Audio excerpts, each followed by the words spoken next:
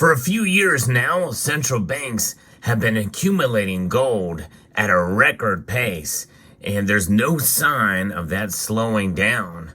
But there are some banks who are not doing the same thing.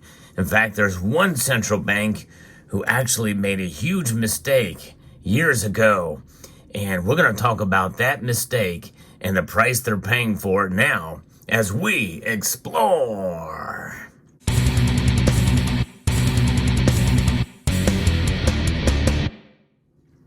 You've heard me say time and time again that we should be our own central bank.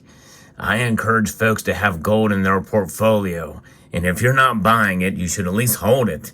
You should not make the same mistake that the bank I'm about to talk to you about did 25 years ago, almost to the day. Kinko's News has a report about the anniversary of the gold market being celebrated, in a sense, in this paradigm shift in global demand. But on the 7th of May, 1999, the Bank of England made history after announcing that it would sell roughly half of its gold reserves. Within 2 months, the Bank of England auctioned off 395 tons of gold and raised $3.5 billion, which are piled into the bond market, including European bonds, just months after the creation of the European Union. The Bank of England currently holds 310.3 tons of gold, which only represents about 12% of its total foreign reserves. So the announcement and subsequent auction drove gold prices to a historic low of $252.80 an ounce. In fact, it was already very close to that at the time. The July low is commonly referred to as the brown bottom, in reference to Gordon Brown, who was the chancellor of the and the one who essentially propagated this and who announced the gold sales.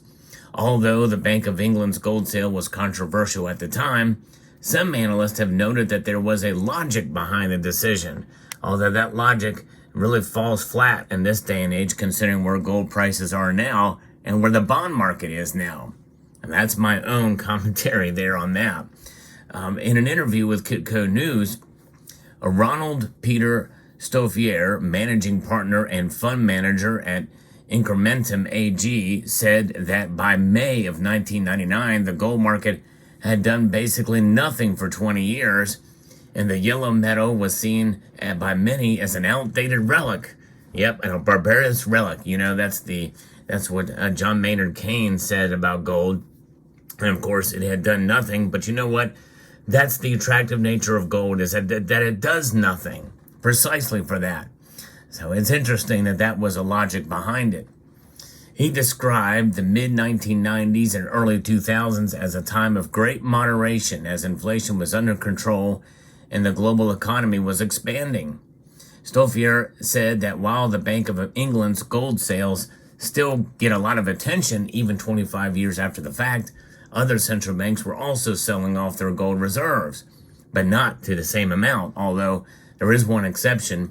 The Bank of Canada started selling off its gold in the early 2000s and liquidating the last half of it in 2016. They have no gold left in Canada except for maybe 77 ounces, as one media outlet said, but we don't know we can't really substantiate that and don't know if that's true or not. Now, Argentina, the Netherlands, Austria, and France sold gold in the early 2000s as well, but not to the same level that the Bank of England did, and they didn't wipe out their gold like Canada did. Following the Bank of England announcement and the rapid collapse of the gold price, central banks agreed to limit their gold sales. The first central bank gold agreement, also known as the Washington Agreement on Gold, was announced on September 26th of 1999. Agreements were renewed every 5 years in 2004, 2009, and 2014, with the final agreement expiring on September 2019. Now, in April of that year, the Central Bank of Central Bankers listed gold as a Tier 1 asset, upgrading it from a Tier 3 asset. And so it's interesting that expiration in September of that same year occurred. Tava Costa, partner of macro strategist at Crescent Capital, said that the Bank of England's decision made sense at the time as bonds were dirt cheap. When Brown made his announcement, 10-year U.S. bonds had a yield above 5%. Costa pointed out that the current trend of physical dominance can be traced back to these gold sales as central banks sold their gold to buy one another's debt. Central banks accumulating treasuries is what has allowed governments to run such a long period of time of negative budgets, he said.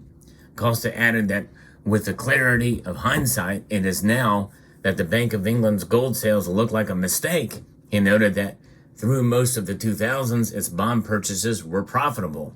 After the great financial crisis, the bond versus gold trade turned neutral. And it's only since COVID-19 pandemic that the trade has now favored gold. It was a killer idea, he said. We went to the early 2000s all the way to 2011. That's basically took the ratio of gold to the U.S. Treasury's return rate back to the levels where they had sold so that they didn't lose any money. They even missed the bear market in gold, which was a good call for them. It's just recently, when we surpassed record prices in gold, that the return rate has been positive. Stoffier also noted that the Bank of England sales as a significant mistake. He doesn't see it as a mistake. He pointed out that while it would cost tens of billions of dollars to buy that amount of gold today, it's still nothing compared to the liquidity governments flooded into markets to support the global economy devastated by the pandemic. Well, those are mutually exclusive events, in my view. I think it's still a mistake, and in fact, it's because of the liquidity governments flooded in the market is precisely why we are in the situation we are in today, and why gold is so high. Specifically, the Bank of England's balance sheet is nearly £1 trillion, which is still down from its highs 2 years ago. The Federal Reserve's balance sheet currently stands at $7.36 trillion. Their gold holdings are a drop in the bucket to the financing we see today. Yeah, look at the debt. The global debt is insane today. I don't see how you can spin it as other than a massive mistake of what the Bank of England has done. With their gold holdings. It's crazy in my view. But that is the nature of what they think, that they're saying they're looking at they're short-sighted with this instead of looking long-term with gold. And I tell you, I'm glad I kept the gold that I bought during that time. No question about that. But 25 years later, a global fiscal picture is completely inverted. Central banks have steadily accumulated gold for the last 12 years. In fact, central banks have bought more gold in the last decade than they sold when the gold agreements were in place. Except for the Bank of England, of course. The World Gold Council pointed out that central banks have been increasing their gold reserves at a record pace, buying more than 2,000 tons in the last 2 years. Most recently, the World Gold Council noted that in the first quarter of this year, central banks bought 290 tons of gold, the strongest start to a year on record. Koska said it's not surprising that central banks are turning back to gold as the government's fiscal dominance has run its course. The game is over now because we're creating a deglobalizing environment. There's a need for central banks to improve the quality of the reserves for their own imbalances that carry their own systems. And also, there's now a push towards owning a neutral asset. And what's happening with the escalation, and that's what's happening here with the escalation of de-globalization. And de-dollarization, too, I might add. That is something that is important. While most of the demand for gold has come from emerging market central banks, Koska said that he expects the central banks of developed countries will also be purchasing gold once again. Well, I tell you what, they're long overdue. I think in a sense it's because of the hubris of many of these Western central banks. And it's quite unfortunate, I would say. When you have interest rates rising across developed economies, that immediately creates also volatility, which is something we've seen to some degree. But I think we could see a lot more. And emerging markets are the first ones to really suffer from that. Purchasing gold ends up being one of the most neutral policies emerging markets take to improve the credibility of their monetary systems. And although developed nations have more flexibility in their monetary policy, Koska said that rising sovereign debt levels, even as geopolitical tensions rise, means the time to diversify is running out. And, it's interesting to see here what's going on in the United Kingdom. But Ireland, they have actually bought gold from September 2021 to March 2022, Ireland's central bank bought some gold. They've actually issued their own gold coin as well, too, for investors. So that's pretty interesting to see what's going on there. So a mistake, I think they're paying for it now, although certainly they won't see it that way. And we know the Bank of Canada and the powers that be there don't see it that way too. But one thing is for sure, for you and I, and for other central banks around the world that hold gold, we know that it's never a mistake to buy gold and to hold gold. And no question about that. So let me know what your thoughts are in the comment section down below. Hope you found this video informative, insightful, and educational. Would like to extend a multitude of gratitude to each and every one of you for taking the time to watch, and to encourage you to please rate, share, comment, and subscribe.